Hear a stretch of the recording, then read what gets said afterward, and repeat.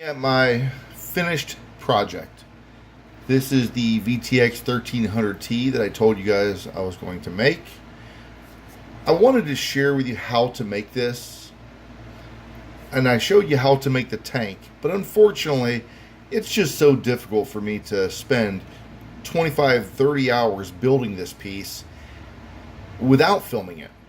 If I were to add filming it every step of the way, I'm talking a lot of time would be involved, and I really don't think you guys need that much tutoring. I'll hit the highs and lows for you. Okay, I showed you how to make the tank with a doming block set. You know, you got these little hammers that fit into the dome recessed area, and you can create a curved shape. Well, I also made the little headlight. As you can tell, the headlight is very unique looking. It's kind of a cool, almost like Marvin the Martian looking headlight. Now let me contrast this against the real thing. The scale is pretty accurate. The rake is pretty decent. For the most part, I think I kind of got the look down.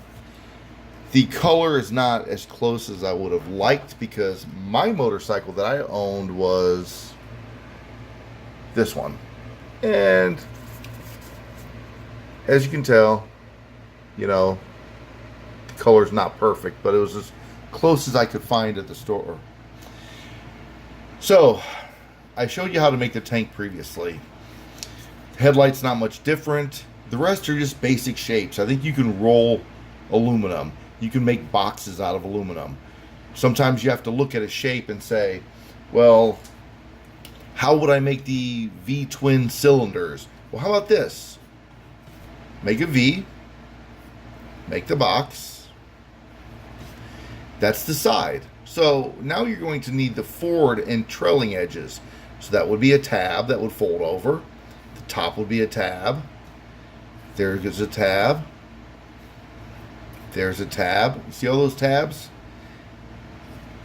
If you were to cut this out and just fold over these sections that I'm putting squiggles through, you would have one side of a V-twin engine. You really just have to look at it and say, how do I get this shape? This shape right here. Of course, you make a circle, make a cylinder that goes with it, and then you have a three-dimensional tube that you can slide in. It's not that complicated. It just takes some time, some patience. You have to be willing to figure out how to make the shapes. The other thing that really helped this look nice, I think, is the motorcycle tires. What I did was I took the bottom of a can and I cut it out so that it was just the bottom. Then I dimpled it. And the way I dimpled it was I put it on the doming block set, and I put a concave opposite what came from the factory. Works pretty well. Then I took a larger hammer and I massaged it. You kind of massage it around, and you push using a lot of pressure, and you make sure you go in a nice circular motion, so that way you can make a nice circle, and then you can flip it over and use a smaller one and kind of clean up any mistakes that you made, and then you end up with kind of a bagel looking shape. Turn it flat to make sure you can get the bends out of it that are in there that you don't want. Then what's cool is you can take the other one and turn it opposite. Pretend this is identical to this. Turn it opposite and glue it together, leaving a nice gap, and then you just fill the gap in with hot glue. So you get two same pieces, reverse from each other, and then you fill it with glue, clean it up a little bit.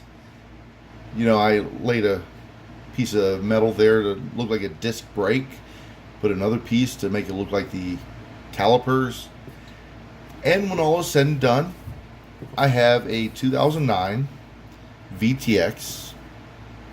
Honda VTX 1300. All the important details are there. The rear bumper coming to a point, the forward bumper coming to a point. Some of the little highlights on the front bumper. These saddlebags look pretty authentic. You can kind of look at that and then compare it to that, and you can see it's very similar. Also, what brings this together is the windscreen. That was very simple. You just cut out a pop bottle, cut out the shape you want, experiment with the right shape. I left a little track so I could slide the windscreen in after I painted it. I could pop this out right now if I wanted to, but I don't. Because once it's in, I've learned leave it alone. And if you were to heat a piece of metal and gently press the windscreen around it, the heat can help you kind of change the shape. So instead of having a flat windscreen, now it kind of has a curved windscreen like a real motorcycle has. And then I put a piece of aluminum in front of it, and for all intents and purposes, it looks like a VTX1300. So there you go.